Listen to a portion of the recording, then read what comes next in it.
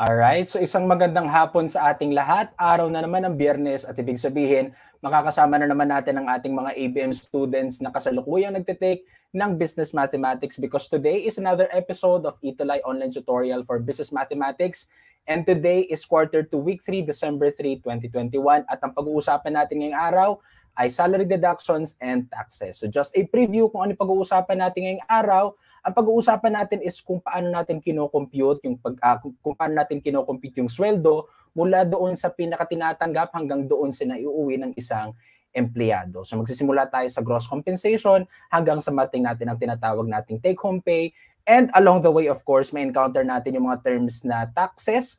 Meron tayong may encounter na mandatory payroll deductions at iba pang klase ng mga computations na mahalaga or essential pagdating sa pagpapasweldo sa mga empleyado, especially sa ating bansa. At of course, dapat, so later on, marirealize nyo rin na itong mga payroll deductions na pag-uusapan natin na binabawas sa salary deductions ay kailangan na gampanan ng mga employer sa atin.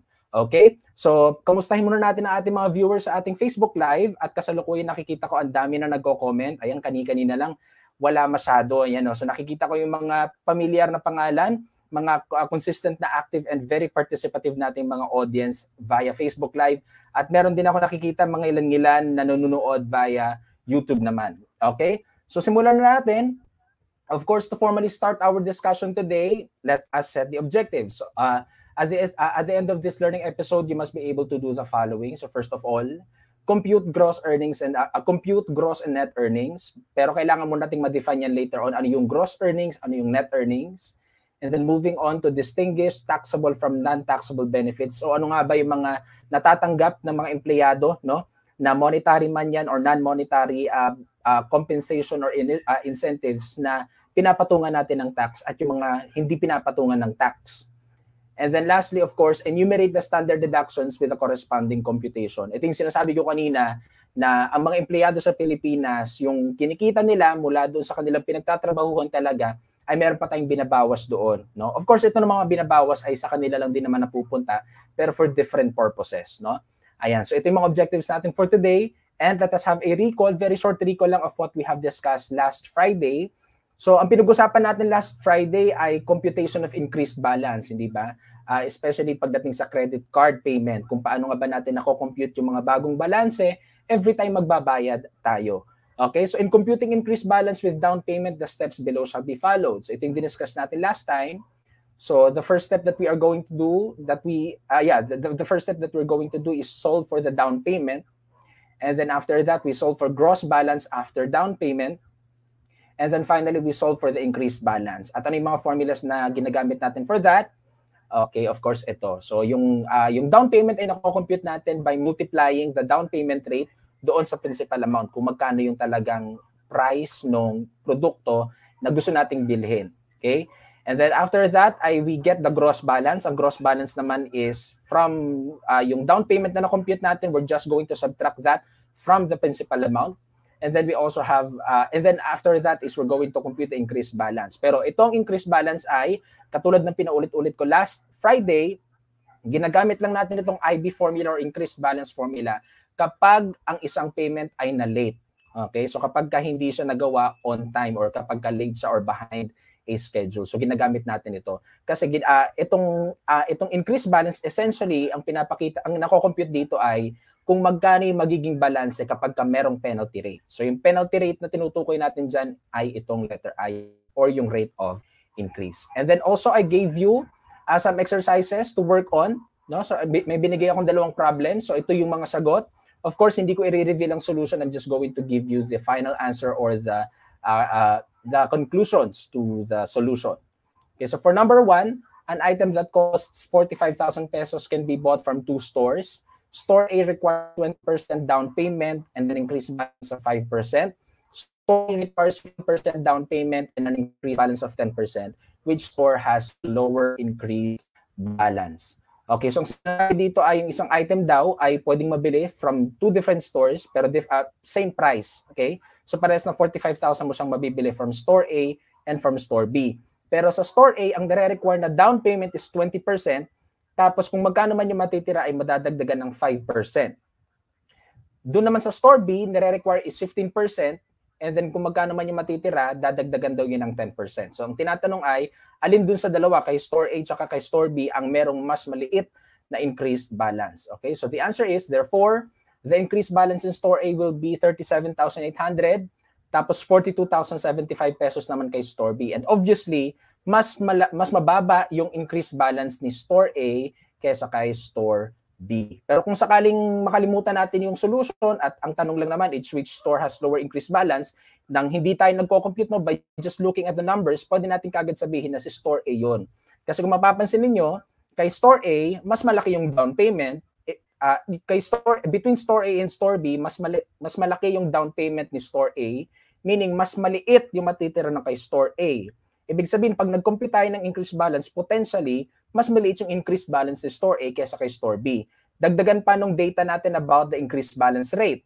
Ang dagdag daw na increased balance, ang dagdag daw sa balance dito kay Store A ay 5% kumpara sa 10% ni Store B. So without solving anything, simply by just answering the question and by looking at the numbers in the problem, we can say that Store A will lead or will yield to lower increased balance. Okay? Next, number 2, Dinamita bought Christmas gift items via credit card a total of 45,000 pesos. She needs to pay 10% of outstanding balance monthly. A penalty rate of 2% applies for late payment. If she paid on time for the first 2 payments and late on the third one, compute the balances or billings for each of those 3 payments. So essentially lang sinasabi dito, si Dinamita raw ay required magbayad ng 10% ng balanse, ng previous balance niya, at kapag ka na-late daw siya ng pagbayad, merong penalty rate na 2%. So every time malalate siya, may madadagdag na 2% dun sa monthly balance niya or sa monthly outstanding balance. Ngayon, ang situation is for the next 2 months, on time siyang nagbayad. First 2 payments, on time siyang nagbayad.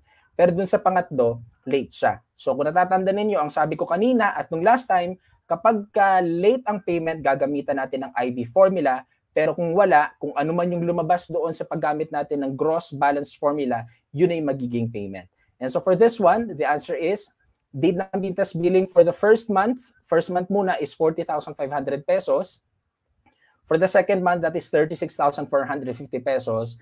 And for the third month, that is 33,461.10 pesos. Okay, so sana na-take note ninyo yung mga sagot natin for exercise on computation of increased balance. Ayan. So meron palang sagot si Mia. Next. Of course, meron tayong award na Itulive badges for week 3, no, galing ito sa mga nag-participate mula first week ng quarter 2 hanggang ngayon. So of course, first nating award ay ang ating math badge, and last time nakita natin ang dami-daming nanood sa ating Facebook live last time, at ito ating mga math galing cuties for the week. So we have Angela Canono, we have Christian, Cyril, Sofia, Mika, Louis, Jomar, Bernadette, Micaela, Shamel, Francesca, Mira, Gwen, Stephen, Christine, John Bert, Angela Rocabo, kasi nakadalawang Angela tayo, Jail Aisel, Lorna, Fatima, Angela, Elmar, Yani, Ishi, John Philip, Neil, and Kim. Okay? So yan ang ating mga math galing. So sa susunod na linggo, kapag sila ay nagpatuloy na maging active ngayong linggo, ay ma-achieve naman nila ang kasunod na Itulive badge, which is ang Math Husay Itulive badge. At ito naman ating mga awardees for this week. We have Renz Tyrone, Mariel, Gail, Harvey, Leslie, Juliana, Ayeza, Marian, Maritoni, Jessica, Mary Grace, and Angela Canyon. Okay, so patuloy lang ang pagiging active. If you can, please like and share this Facebook Live para mas marami tayong maabot, no, sa ating session for today. All right. Now let's move on to our lesson proper. Again, what we're going to talk about is salary deductions and taxes. So essentially, ang pag-uusapan natin ngayong araw is paano tayo nagko-compute ng sweldo ng isang empleyado given yung kanyang gross earnings. Mamaya malalaman natin ang ibig sabihin ng gross earnings. At ano man nako-compute based doon sa gross earnings. And then yung pagbabawas natin mula pa rin doon sa gross earnings hanggang sa makuha natin yung pinaka iuuwi niya o yung tinatawag nating net pay or take-home pay.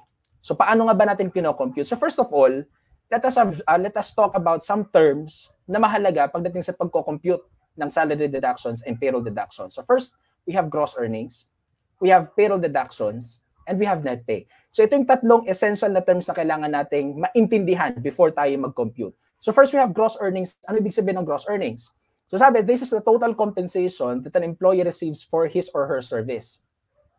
So ibig sabihin, kung ano man yung pinaghirapan ng isang empleyado, yun yung matatanggap niya na gross earnings. Pero take note, kasi parang kung mapapansin nyo, sir, parang yung definition nito ay kahantulad lang or exactly the same as the definition for compensation. Well, tama kayo, no? Parehas yung definition ng gross earnings dito sa compensation. The difference is that, di ba kung matatanda ninyo, sabi natin sa compensation, ito ay kahit ano. So pwedeng monetary, pwedeng non-monetary. Pero itong gross earnings kasi, this is traditionally monetary. So kung magkano talagang pinagtatrabahuan ng isang empleyado. So pwede itong kada linggo, pwedeng kada kinsenas, pwedeng kada buwan, or kung ano man yung payment of term or kung paano man nagpapasweldo yung isang employer sa kanyang mga employee. Essentially, pag sinabi natin gross earnings, ito ay walang bawas kung ano talaga yung kanyang pinaghirapan. And then comes payroll deductions. Ano yung payroll deductions? So pag sinabi naman natin payroll deductions, it refers to deductions from gross earnings computed based on an employee's compensation.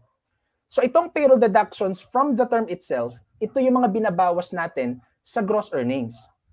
Pero of course, hindi ito basta-basta lang, sige, babawas natin ng 10K or ng 5K or 100 pesos.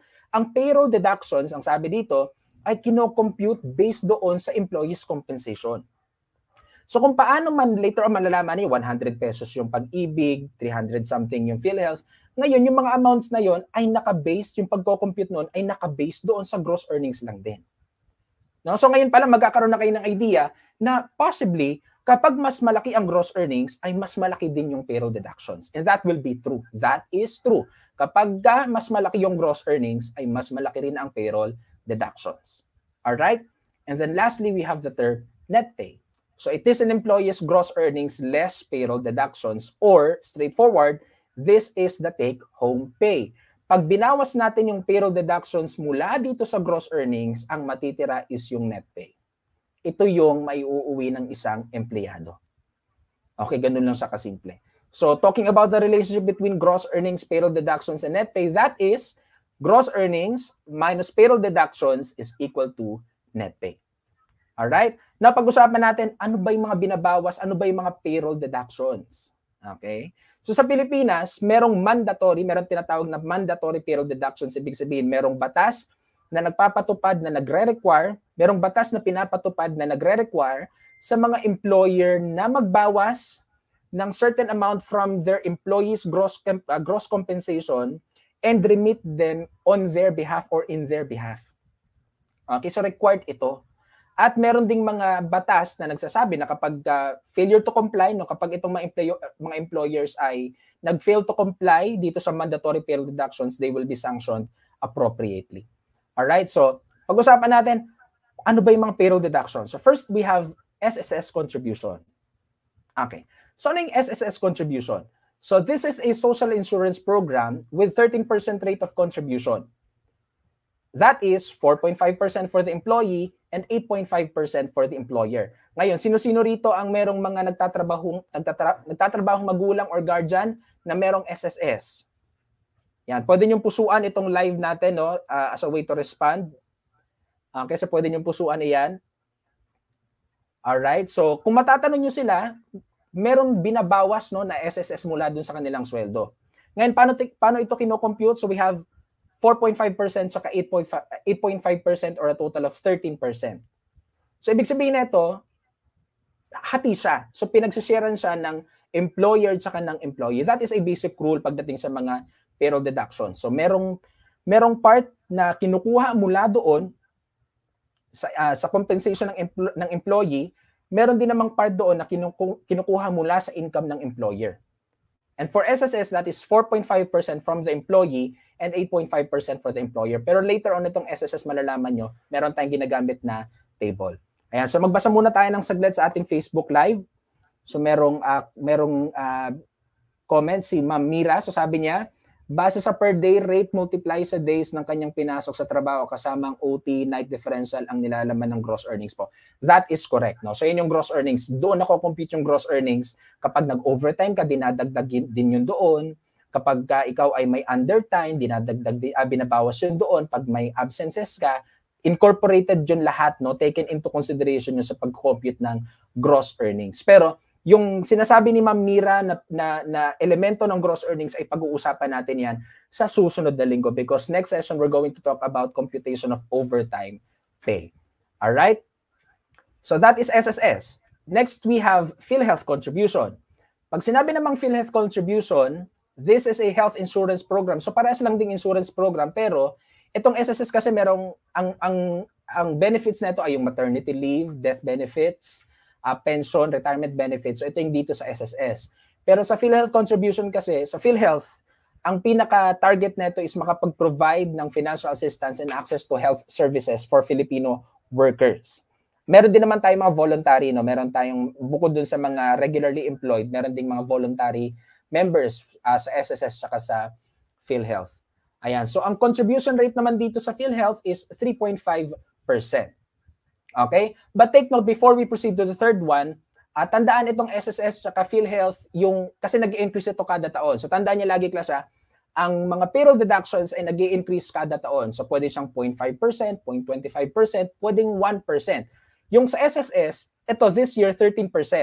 Supposedly, no? 13% supposedly this year. PhilHealth 3.5% this year supposedly. Kasi 'di ba, nagpandemya at meron kasing batas na pagdating sa SSS and PhilHealth contribution at merong dumating na sakuna sa isang bansa sa Pilipinas ay ipapatigil or isususpend yung increment. So sa kasalukuyan, hindi talaga sa 13%, kundi 12% yung SSS. Yung ini-implement ngayon pero kapag natapos na yung pandemic or maybe next year, no, itong 12% na ngayon ay magiging 13% na.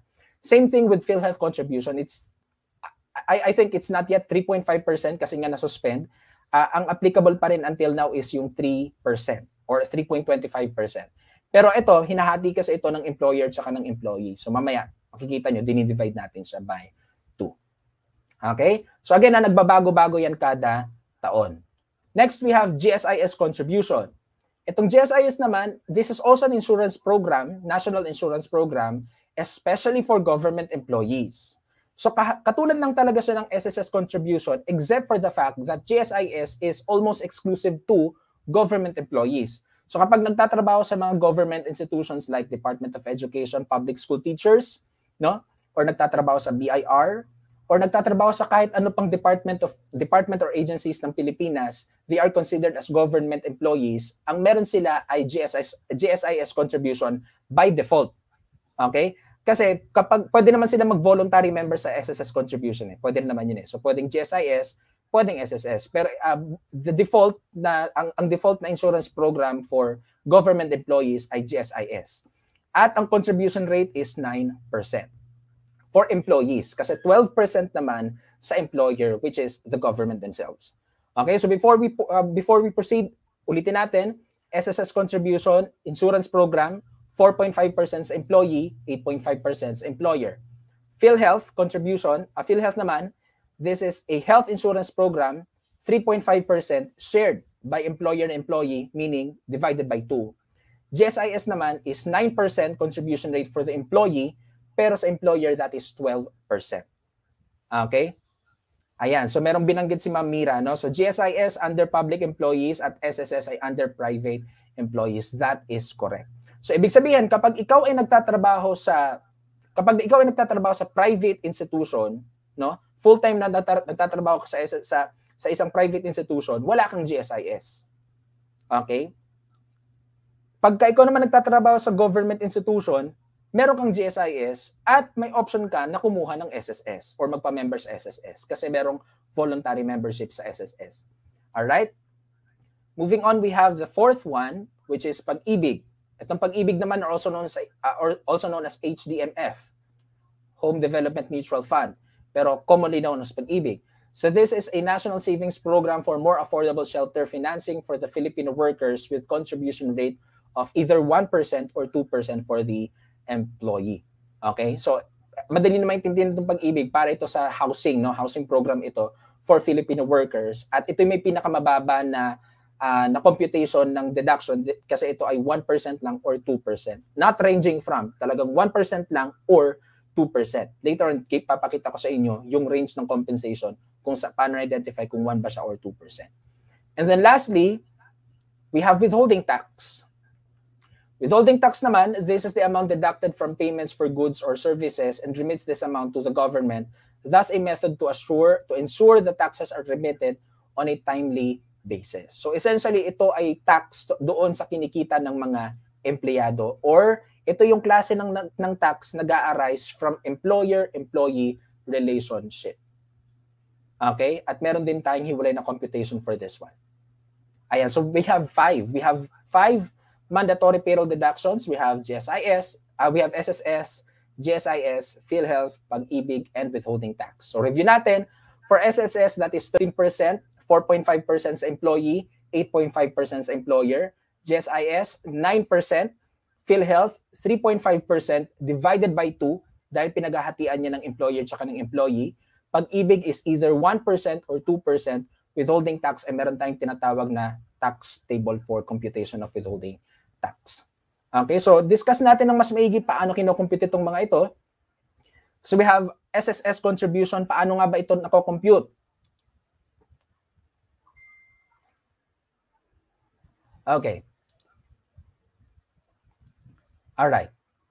Naka-hyperlink tayo. So ito yung SSS contribution schedule or SSS contribution table. So ito yung ginagamit natin sa pag-identify, no, sa pag-identify ng SSS contribution ng isang empleyado. So tingnan muna natin yung mga parts, tingnan natin yung mga header, column header. So we have range of compensation.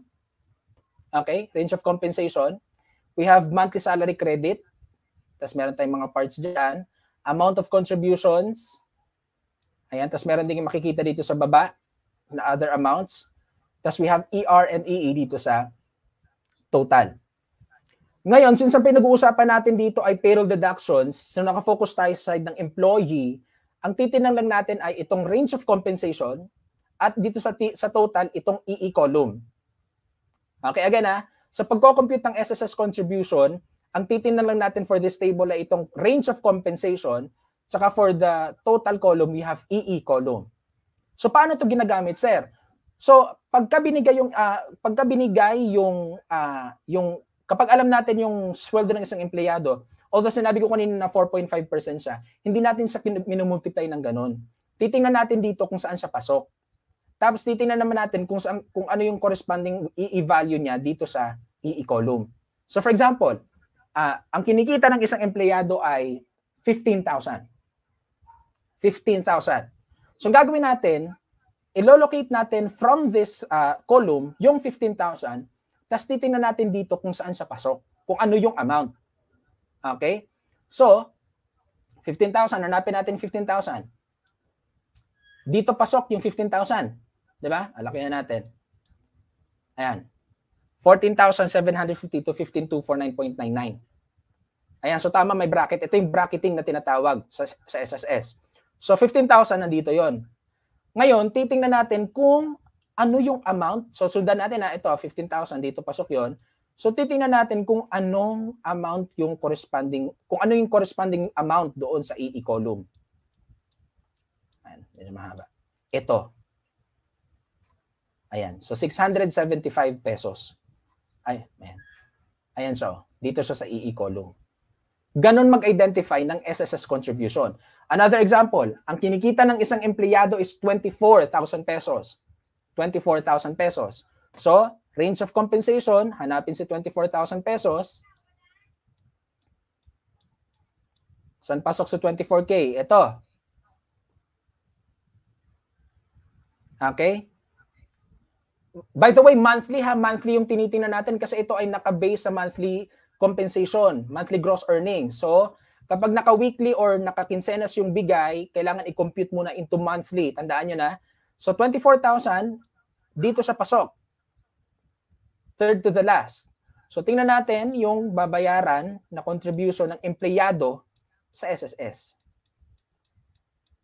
Ayan. This is 1,080 pesos. So, yung ibabawas, okay, yung ibabawas mula dun sa 24,000 for SSS is 1,000 pesos, 1,080 pesos. Sir, ano naman yung katabi niya? Ito naman yung para sa employer niya. Okay, ito yung sa employer, ito yung sa employee. Ang total is 3,150. Pero ang ibabawas lang doon sa sweldo ng empleyado ay itong 1080 pesos. Okay? So, ganun yun. So, halimbawa, alam nyo rin na 25,000. So, hanapin nyo ulit yan dito. Pag 13,000, hanapin nyo rin yan dito, and so on and so forth. Just take note na yung lowest for SSS ay 3,250 monthly, which corresponds to 135 pesos. At ang highest or the biggest contribution for employee is 1,125 pesos. Okay? Ganyan mag-identify ng SSS contribution. Now, let's move on to PhilHealth. Kay PhilHealth naman, ito madali lang ito. Ayan, so monthly salary, again, monthly din ito. Okay, monthly din ito. Monthly salary times 3.5% divided by 2. Laging divided by 2.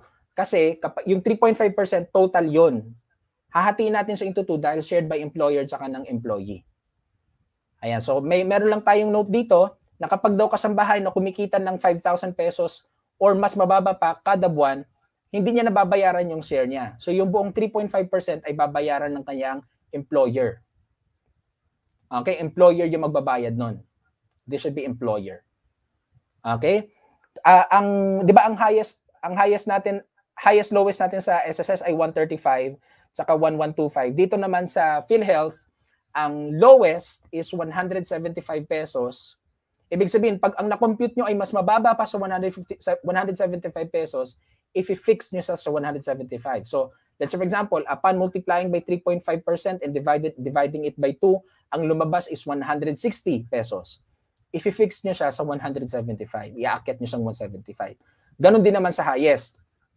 Ang highest dito sa PhilHealth is 1,225 pesos. So kapag ang na-compute nyo is, let's say for example, 1,300, ibababa nyo siya sa 1,225 pesos. Again, that is 3.5% divided by 2 for PhilHealth. And then for GSIS naman, ito pinakamadali kasi directly multiply by 9%. Walang maximum, walang minimum.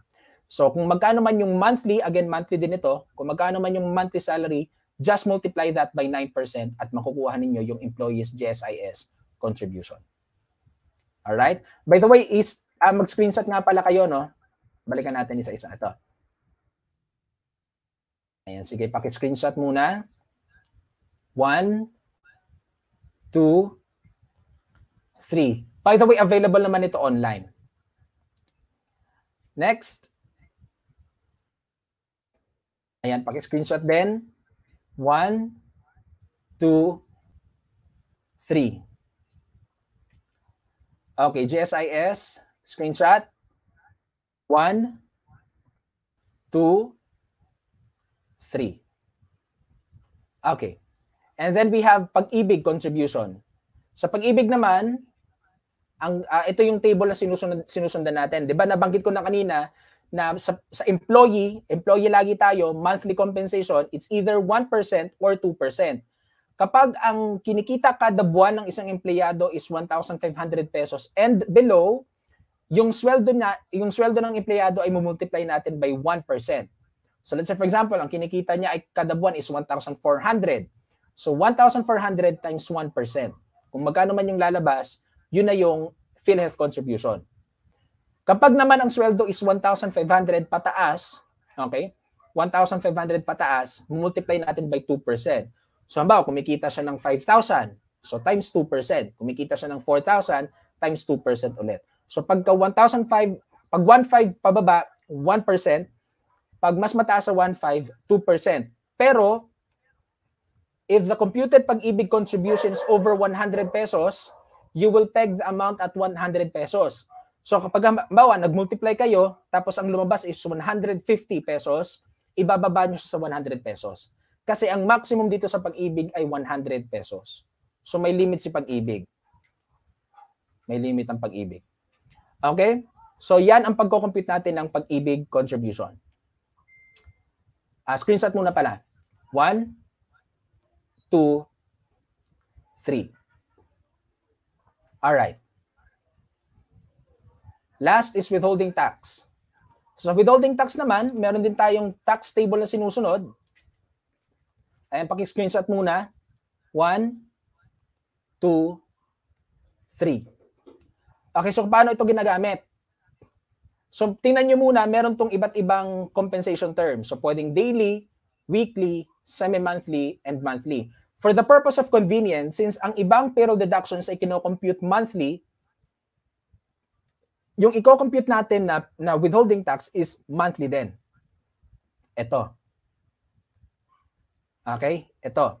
So itong monthly ang gagamitin natin. Pero kapag kaya namang isolve, actually kaya naman siyang isolve, although kailangan nyo na i-convert yung mga gross earnings into the corresponding compensation term, pwede naman yon. Pero for the purpose of convenience, ang gagamitin natin is si monthly. So paano yung ginagamit, sir?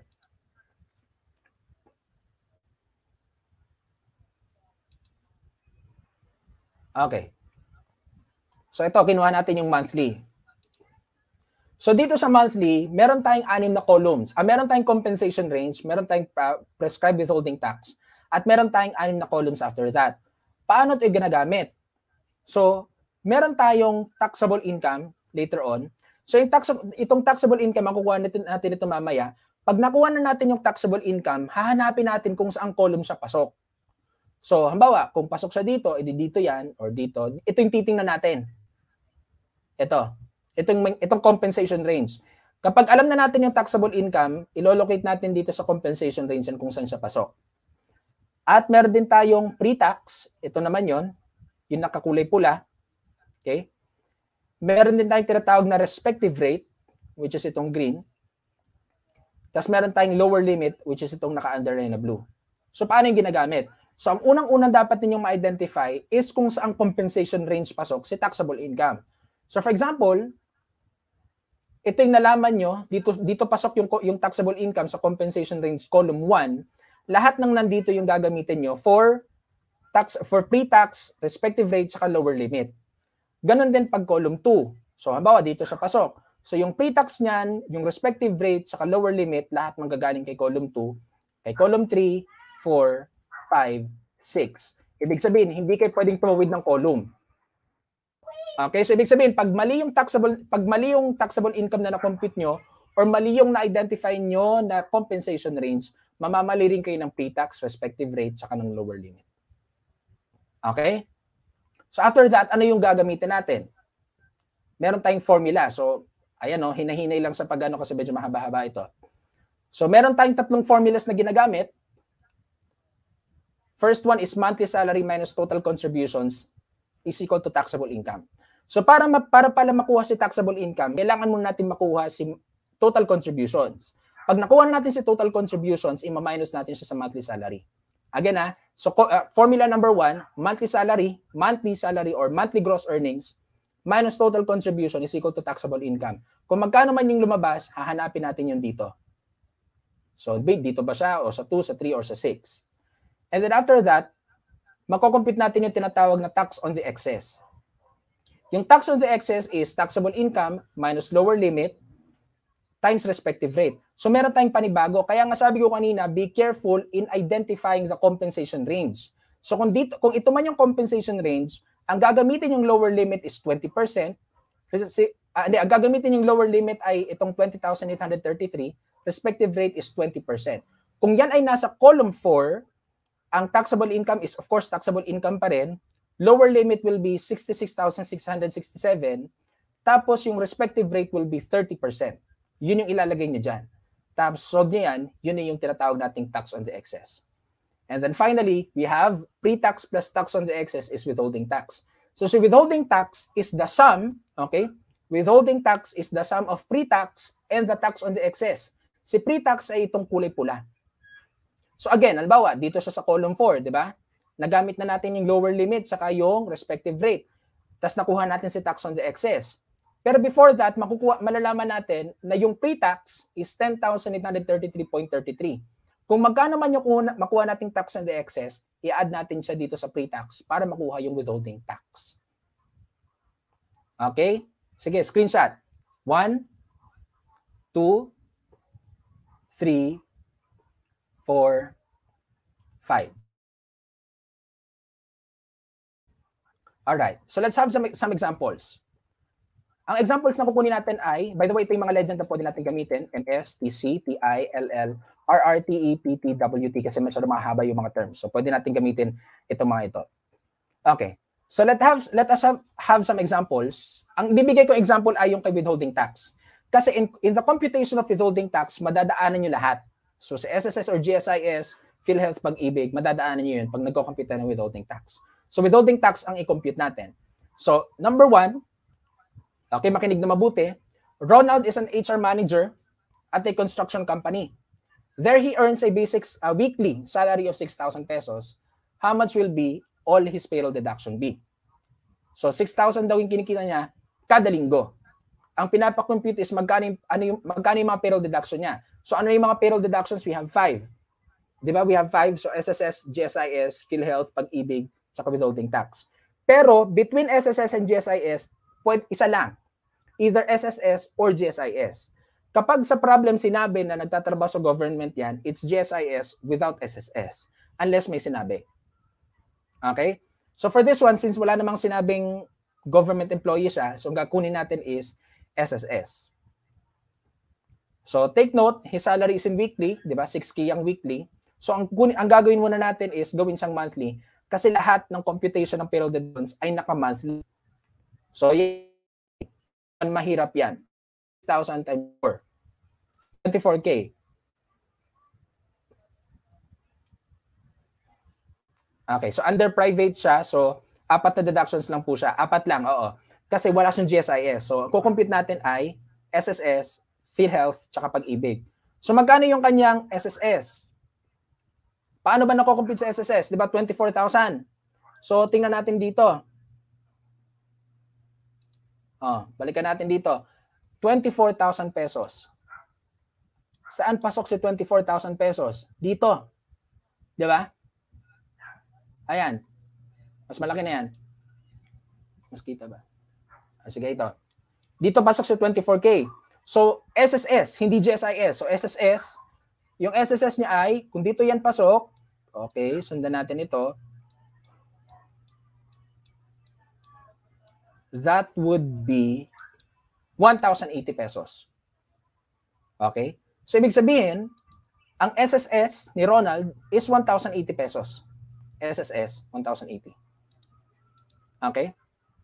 Ang PhilHealth naman is 420 pesos. Sir, paano nakuha yung 420 pesos? Solve on your own, monthly salary times 3.5% divided by 2. Again, 24,000 times 3.5% divided by 2, that will be your PhilHealth. Next, Pag-ibig. Yung Pag-ibig ay either 1% or 2%. 1% kapag ka 1.5 pababa, 2% kapag ka 1.5 pataas, pero may maximum na 100 pesos. So obviously, lalagpas yun ng 100 pesos. So ang Pag-ibig ay ipipeg or ibababa natin, i-fix natin sa 100 pesos. Ayan, so that is correct. So merong sagot si Fevy tsaka si Angela para sa PhilHealth. That is correct. And then, ang gagawin natin, pag nakuha na natin itong SSS, sundan ang step ha, pag nakuha na natin itong mga payroll deductions niya, kunin natin yung total niyan. Which is simply add lang naman. So add lang si SSS, PhilHealth, or Pag-ibig. Kung government employee siya, hindi SSS, kundi GSIS. Okay, so for this item, 1,600 yung total contribution niya. Pag nakuha na yan, ang sunod natin ko-compute is si taxable income. Si taxable income is monthly salary minus total contribution is taxable income. So ito daw pala, ima-minus lang natin dito para makuha natin si taxable income. So that is 24K minus 1,600 is 22,000 pesos. Okay? Now, anong gagawin natin dito? Di ba sabi ko kanina, pag nakuha na si taxable income, pupunta dun sa table. O, di punta tayo dun sa table. Ito yung table. Ito si taxable income. Hahanapin natin kung saang compensation range siya pasok. Saang compensation range? Column 1, 2, 3, 4, 5, or 6? Sige nga, hanapin yung 22,400. 22,400 is nasa column. Okay, that is correct. Column 2. Ayan o, na-highlight na. Column 2. Ibig sabihin, lahat ng naandyan, si pre-tax, yung rate saka yung lower limit ang gagamitin natin sa pagko-compute ng tax on the excess. Okay? Pero agad-agad alam natin na si pre-tax or PT, si pre-tax is 0. Ay nakalagay 0. So PT or pre-tax is 0 pesos. So compute natin si tax on the excess. The formula is, okay, tandaan itong formula na ito. Taxable income minus lower limit minus respective rate, that is tax on the excess. So pasok lang natin lahat. So si taxable income, itong 22,400, LL is 20,833, RR is, RR parang aso tuloy, RR or respective rate is 20%. Just plug in all the numbers and the result will be, charot, the result will be how much? O tama kayo, that's column 2. Pero next, magkano yung tax on the excess using this formula? Just plug in the numbers. Ipapasok lang itong lahat ng ito. Okay, that is correct. Our tax on the excess is 313.40 pesos. Tax on the excess. Okay? So kapag namali talaga kayo dito na pag-identify, mali na lahat. Ayan, so tama si Francesca, si Maritoni, that's correct. Okay, so that's our tax on the excess. Anong next step? What's the next step? Meron tayong pre-tax, meron tayong tax on the excess. What we're going to do next is to add them. Ayan. So i-add lang daw natin, no? So we simply add the pre-tax and the tax on the excess to get the withholding tax. So magkano yung withholding tax? Pre-tax is 0, tax on the excess 313.40. The withholding tax is 313.40. Therefore, withholding tax is 313.40 pesos. Nuggets? Pakipusuan nga kung nuggets. Kung heart kung gets na gets, tapos wow kung medyo lang. Sige. Okay, so tama si Renz for withholding tax. That is correct. Ngayon, i-extend natin, extend natin yung solution natin. So ito na withholding tax, 'di ba sabi nga ni Ma'am Mira kanina, 4 yung payroll deduction. So meron na tayong SSS, PhilHealth, Pag-ibig kanina, idadagdag lang natin si withholding tax para malaman natin kung magkano talaga yung may uuwi ni Mr. Ronald.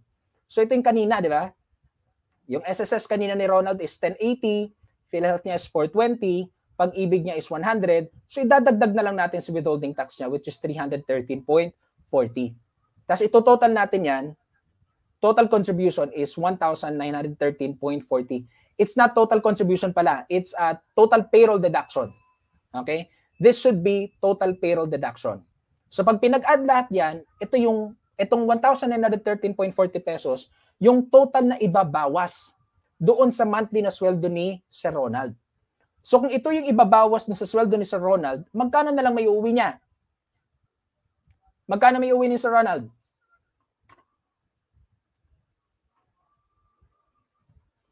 Magkano? I-minus lang natin ito.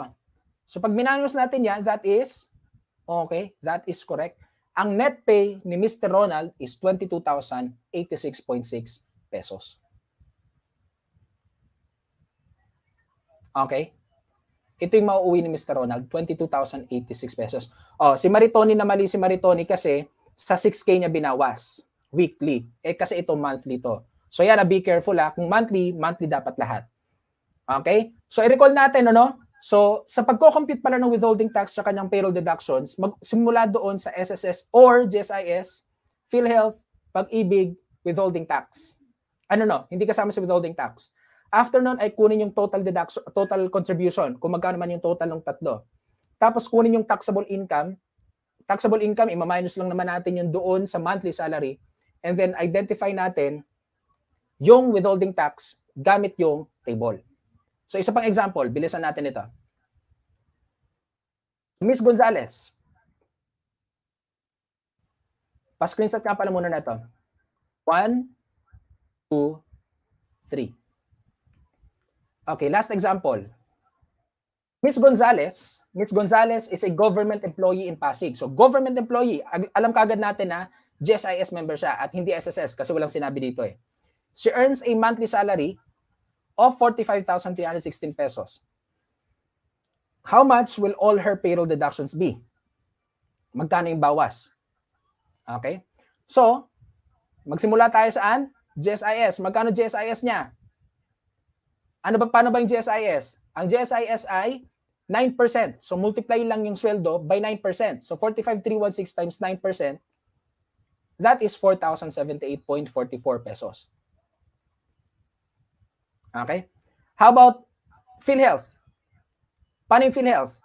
Sweldo times 3.75, sweldo times 3.5% divided by 2. 45,316 times 3.5 divided by 2. Magkano PhilHealth? PhilHealth will be, okay, that is correct. 793.03. That is our PhilHealth. How about Pag-ibig? Ang Pag-ibig ay 1% or 2%, maximum is 100 pesos. Obviously, pag minultiply nyo to by 2%, lagpas na to sa 100 pesos. So, if i-fix natin siya sa, magkano Pag-ibig? Okay, that is correct also. 100 pesos. Anong next? Total contribution, add lang niya lahat yan. That is 4,971.47. After neto, we get the taxable income. Magkano taxable income? Si taxable income ay minus lang, di ba? Itong total minus the monthly salary. So, ma-minus lang natin itong 4,971.47 from 4,5,316. O so, magkano yon? Magkano taxable income? Taxable income is how much? Taxable income is, okay, that is correct. Taxable income is 40,344.53. O, so nakuha na natin yung taxable income. Anong sunod na gagawin? Punta doon sa table. So, editing na natin yung table. Ito yung table natin. 4344.43 ang hanapin natin. Saang column sa pasok? 1, 2, 3, 4, 5, or 6? Saang column? Column 3. That is correct. Column 3. Okay, so column 3. So, ibig sabihin, si pre-tax ay 2,500. That is correct. Si pre-tax ay 2,500.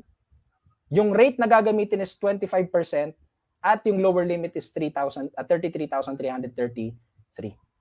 O, so magkano pre-tax? Magkano pre-tax? Okay. Pre-tax is 2,500 pesos. Ay, no? O, compute the tax on the excess. Ano yung formula ng tax on the excess?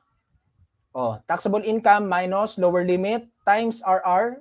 That is taxable income.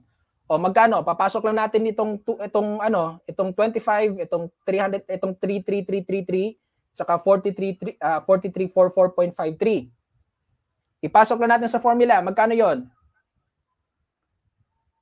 Okay, that is correct. Taxable income is, parang nagpapiano rito, di ba? With suspense. Ang tax on the excess is 1,752.88 pesos. Take a screenshot.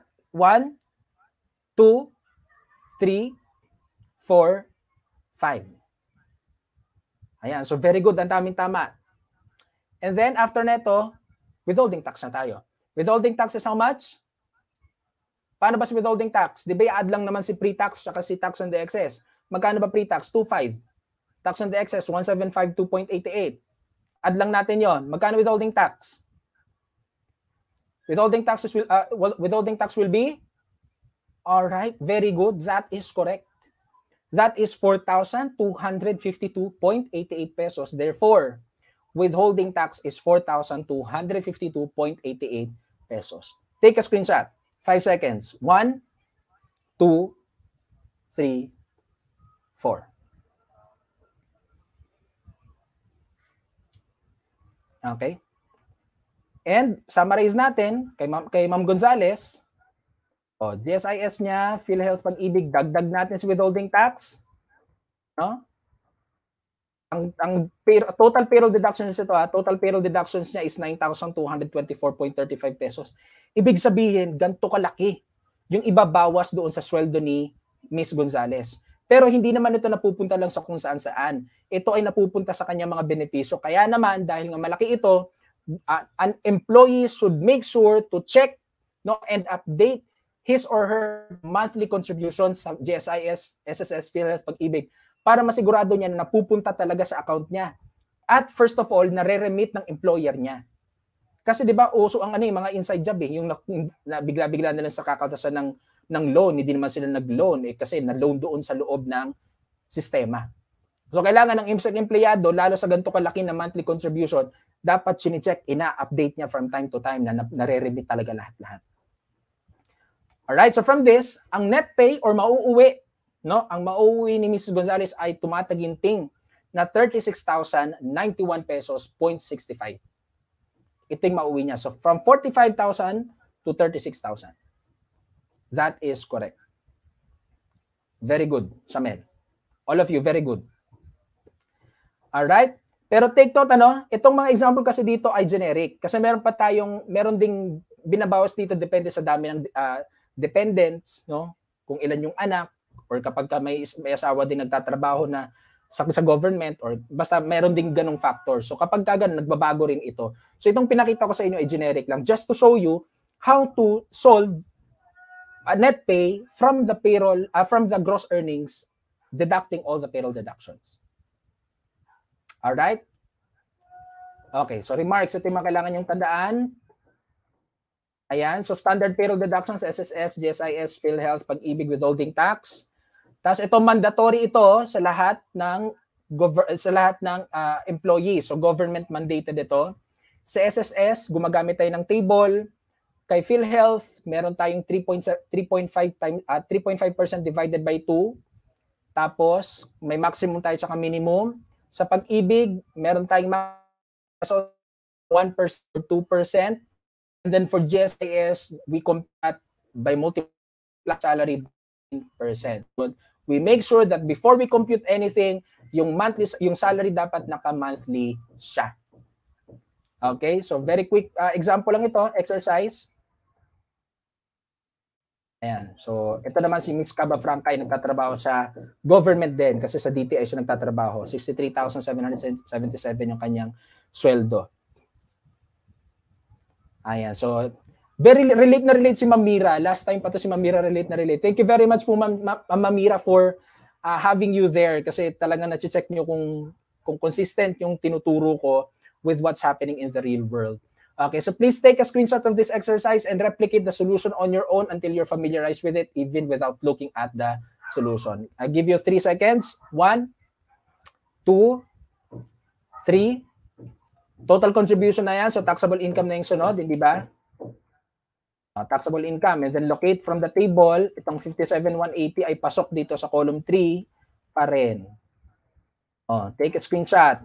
1, 2, 3. Okay? And then, computation ng tax on the excess. Take a screenshot. 1, 2, 3. And the last slide. 1, 2, 3. Okay, and then summary. Okay, take a screenshot. 1, 2, 3, 4, 5.